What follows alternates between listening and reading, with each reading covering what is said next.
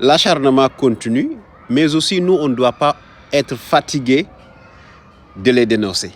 De dénoncer ces forces du mal ou bien ces plumes du mal qui veulent coûte que coûte nuire à un peuple. Parce que nuire à un chef d'État, c'est nuire à un peuple. Et je vais vous dire pourquoi cet acharnement. Parce que Ibrahim Traoré nous a donné l'explication. Et vous allez écouter vous-même pourquoi cet acharnement est aujourd'hui de plus en plus intense. Bien, ces mêmes médias, je le dis aujourd'hui haut et fort, surtout Jeune Afrique, nous ont courtisés au tout début 2022-2023. Ils sont passés par plusieurs canaux pour nous aborder, pour nous faire payer et laver notre image, comme ils le disent.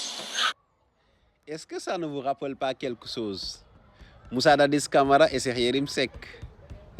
Quand Cheikh Yérim avait dit ça, quand Dadis avait dit ça de Cheikh, comme Cheikh Yérim voulait en réalité que Dadis lui fasse un bon chèque pour laver son image. Je vous laisse écouter la suite des explications. Nous avons refusé, ils ne peuvent pas le nier parce qu'on a les preuves chez nous. Ils ont envoyé des gens, c'est comme ça ils fonctionnent.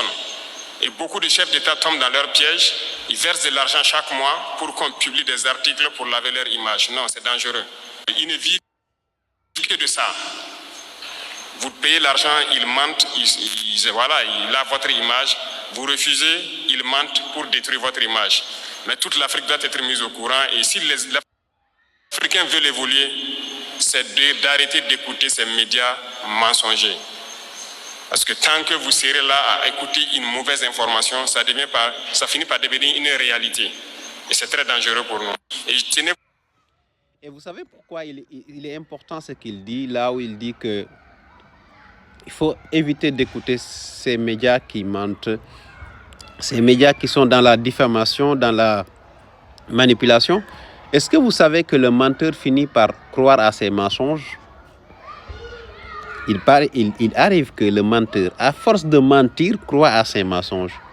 Et tellement il croit à ses mensonges qu'il fait tout pour amener tout le monde dans sa manière de voir son mensonge, c'est-à-dire de croire à ces mensonges-là. Et toi qui l'écoutes, tu finiras, à force d'écouter ces mensonges, sans savoir que c'est des mensonges, tu finis par adhérer à son point de vue. Mais maintenant qu'avec les médias sociaux, avec les discours, les discours de plus en plus accessibles, on peut maintenant détecter ce qui est bien, ce qui est mauvais, ce qui est de la vraie information et ce qui est de la manipulation. Donc, il n'y a plus d'excuses possibles pour les peuples africains.